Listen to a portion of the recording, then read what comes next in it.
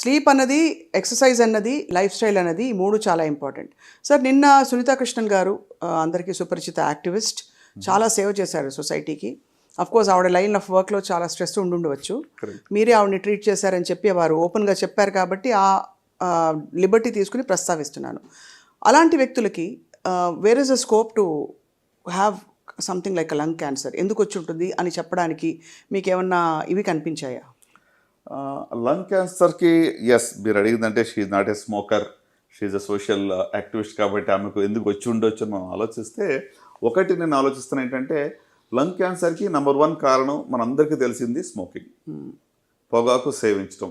ఒకటి అంటే ఇప్పుడు డైరెక్ట్గా మీరు స్మోక్ చేయకపోయినా కానీ there could also be an effect of second hand smoke.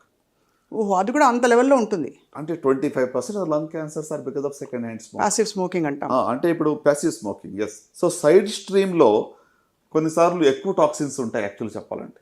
So అంటే main stream, side stream. So side స్ట్రీమ్లోనే more than 50 known carcinogens are present. So అది ఒక కారణం అయి ఉండొచ్చు, ఎక్స్పోజర్ టు సమ్ కెమికల్స్ అయి ఉండొచ్చు. సో అంటే తనకి ఎందుకు వచ్చిందనేది I cannot really ascertain. కొన్నిసార్లు జెనెటిక్ రీజన్ కూడా అయి ఉండవచ్చు, so which we do not know. అంటే హెరిడిటరీ సిండ్రోమ్స్ అని లంగ్ క్యాన్సర్ లేవు కానీ బట్ తనలో అది ఎందుకు ప్రిడిస్పోజ్ అయిందని ప్రూవ్ చేయడం కష్టమైన విషయమే. బట్ ఇవి నోన్ ఫ్యాక్టర్స్ మనకి. రైట్. సో అటువంటి లైఫ్ స్టైల్ మోడిఫికేషన్స్ చేసుకున్న తర్వాత కూడా there is always a small risk. కాబట్టి పరీక్ష చేయించుకుంటూ ఉండడం ఉత్తమం అని మీరు ఎప్పటికీ చెప్తున్నారు. ముఖ్యంగా ఎస్పెషలీ మామోగ్రాఫ్ అంటే మన చేతికి అందని బ్రెస్ట్ ఎగ్జామినేషన్ చేసుకున్నప్పుడు కూడా ఉంటాయి కాబట్టి చేసుకోవడం ఇంపార్టెంట్ అంటారు. సో లంగ్ క్యాన్సర్కి what are the signs and symptoms sir? కొంచెం నాకు పరీక్ష చేయించుకోవాలి, because breast cancer we can examine. Correct. అంటే లంగ్ క్యాన్సర్కి సిమ్టమ్స్ వచ్చాక మనం వెళ్ళడం అనేటువంటిది అది అర్లీగా కూడా డయాగ్నోస్ కాదు. చాలాసార్లు లంగ్లో చిన్న ట్యూమర్ ఏ సిమ్టమ్స్ కాజ్ చేయదు. That is a very sad part of cancer in that sense. Right. కొన్నిసార్లు అర్లీగా ఉన్నప్పుడు సిమ్టమ్స్ కూడా ఉండకపోవచ్చు. Correct correct. సో ఇప్పుడు లంగ్లో 1 centimeter 2 centimeter లంప్ ఉందనుకో, నాడ్యూల్ ఉందనుకోండి, మనకి ఎవరికి తెలియదు, ఏ సిమ్టమ్స్ ఉండవు. సో ఓన్లీ వెన్ ఆ సైజ్ పెరిగినప్పుడు సరౌండింగ్ ఆర్గన్స్ని ఇన్వేట్ చేసినప్పుడు సిమ్టమ్స్ వస్తాయి. సో అంటే మనకి దగ్గు వచ్చినప్పుడు స్ఫూటంలో బ్లడ్ వచ్చింది అనుకోండి, it could be one of the sign. It need not be only because of the tumour. టీబీలో కూడా రావచ్చు. Right right. సో అది ఒక సిమ్టమ్. అట్లనే ఇప్పుడు అది ఇంకా ఒకవేళ మన రిబ్ కేజ్ కానీ లేకపోతే ఎక్కడైనా స్టక్ అయినప్పుడు పెయిన్ రావడం కానివ్వండి, సో వెయిట్ లాస్ అవ్వడం కానివ్వండి, ఇట్లా జనరల్ సిమ్టమ్స్ అనేది ట్యూమర్ పెరిగే కొలితే సిమ్టమ్స్ వస్తాయి.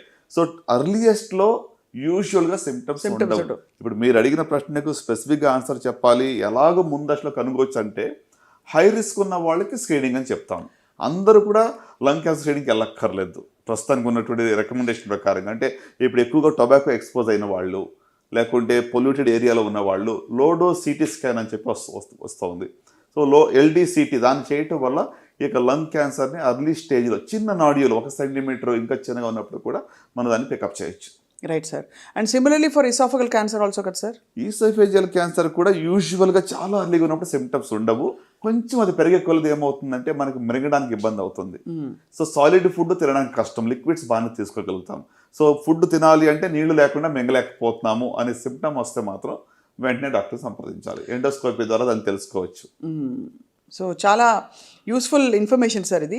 ఫైనలీ ఒక మంచి గోల్డెన్ ప్రిస్క్రిప్షన్ లాగా మీరు ఇచ్చిన ఈ లైఫ్ స్టైల్ మోడిఫికేషన్స్తో పాటు 4-5 మంచి ఆహార పదార్థాలు చెప్పండి, విచ్ ఇవాళ రోజుల్లో బికాజ్ ఎవ్రీథింగ్ ఈజ్ కంటామినేటెడ్. ప్రతిదీ పాల పదార్థాలు, ఒకప్పుడు పాలు మంచివి, యోగులు తినే ఫుడ్ అని చెప్పేవారు. ఇప్పుడు పాలు తాగాలంటే భయం వేస్తుంది, అన్ని హార్మోన్ ఇండ్యూస్డ్ కాబట్టి. పళ్ళు అన్ని స్ప్రేలు వేస్తున్నారు, రకరకాల ఇది. మసాలాల్లో కార్సినోజెనిక్ సబ్స్టెన్సెస్ బయటపడ్డాయని చెప్పి మనకి ఫుడ్ సేఫ్టీ అథారిటీ వాళ్ళు చెప్తున్నారు. సో మరి what is the best food to eat? Sure అండి. ఇప్పుడు మీరు అడిగిన దాన్ని చూస్తుంటే you are what you eat. మనం ఏం తింటామో అలాగే మనం తయారవుతాము. సో ఇన్ దట్ వే మరి నేను ఫస్ట్ ఏం చెప్పాలనుకుంటున్నానంటే ఏమి తినకూడదు. I think that's important. Because ఇదే తినాలి, ఒక రూల్ బుక్ పెట్టుకుని ఫలానాదే తీసుకోండి అని చెప్పి రోజు ఒక రూల్స్తో మనం జీవించాలని జరగని పని అది. So what should not be taken అంటే చూస్తే మొట్టమొదటిగా ప్రాసెస్డ్ ఫుడ్, ప్రాసెస్డ్ మాంసం. అంటే సో దట్ ఈస్ సంథింగ్, దానిలో ఖచ్చితంగా అది క్యాన్సర్కి కారణం అవుతుందని ఆల్రెడీ ప్రూవ్ చేయబడింది. రెడ్ మీట్ మనందరికీ తెలుసు, ప్రోస్టేట్ క్యాన్సర్ కావచ్చు, లేకుంటే కోలాన్ క్యాన్సర్ కావచ్చు, రెడ్ మీట్ వల్ల వస్తుంది. సో అలాగనే మనం ఇంకా మరి ఫుడ్లో చూసినట్లయితే ఈ మధ్య మీరు మసాలా గురించి ఆల్రెడీ చెప్పారు, అడల్టరేటెడ్ అంటే కంటామినేటెడ్. ఇట్ ఇస్ బికమ్ అంటే ఎంతవరకు అంటే అది బ్యాన్ కూడా చేయబడింది చెప్పి కూడా మనం విన్నాం. ఇథిలిన్ ఆక్సైడ్ కదా సార్ దానిలో? ఎథిలిన్ ఆక్సైడ్ వల్ల, కరెక్ట్. సో ఇది మాత్రమే కాకుండా మరి రెడ్ మీట్, ప్రాసెస్డ్ మీట్ కావచ్చు. సో ఇవి కాకుండా మిగతా ఫుడ్ ఏది తినకూడదు మనం ఆలోచిస్తే ఐ థింక్ ఫ్రైడ్ ఫుడ్స్ ఎక్కువగా, అంటే మనకి రెడీమేడ్ ఫుడ్స్ ఏదైతే ఫ్రైడ్ విత్ ఆయిలీ ఫుడ్ తింటాం దానివల్ల కూడా డెఫినెట్గా క్యాన్సర్ రిస్క్ అనేది ఎక్కువగా ఉంటుంది. ఇది చాలా కీలక ఇన్ఫర్మేషన్ సార్. ఐ థింక్ వారానికి సగటున 2-3 సార్లు తినేస్తారు ఫ్రైడ్ ఫుడ్. అందరం తింటాం, ఎక్కడో అక్కడ బజ్జీలు, బోండాలు, రోడ్డు మీద ఇప్పుడు ఇలాంటి వెదర్ ఉందంటే బయట ఖచ్చితంగా వేడి మిరపకాయ బజ్జీలు తినాలంటారు. బట్ ఇట్స్ నాట్ అడ్వైజబుల్ కదా సార్ ఫ్రాంక్లీ. అంటే మోతాదు ఇంపార్టెంట్ దేనికన్నా కూడా. అగైన్ నేను చెప్తాను చాలా మోడరేషన్ లో ఉండాలి. ఇప్పుడు కాల్చిన మాంసం, I think that is something prevent చేయాలి. డెలికసీ కదా సార్. అంటే చార్డ్ ఫుడ్ లో కార్సినోజన్స్ ఉంటాయి. సో దాంట్లో పాలీ హైడ్రోకార్బన్స్, PCL అని చెప్పి, లేకుంటే అరోమాటిక్ అమైన్స్ అని చెప్పి, ఆ కెమికల్స్ వల్ల క్యాన్సర్ వచ్చే రిస్క్ ఉంటుంది. మనం బార్బిక్యూ అని మాట్లాడతాం. Yes, it is actually very very dangerous. So కాల్చిన మాంసం కూడా ఎంతవరకు అవాయిడ్ చేస్తే మంచిది.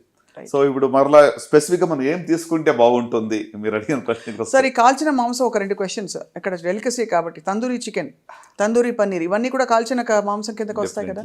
అంటే ఇప్పుడు తినొద్దు అసలు మొత్తానికి బంద్ చేయడం నేను చెప్పట్లేదు, బట్ అదే మన హాబీగానే హ్యాబిట్ గానే ఉండకూడదు. Right sir.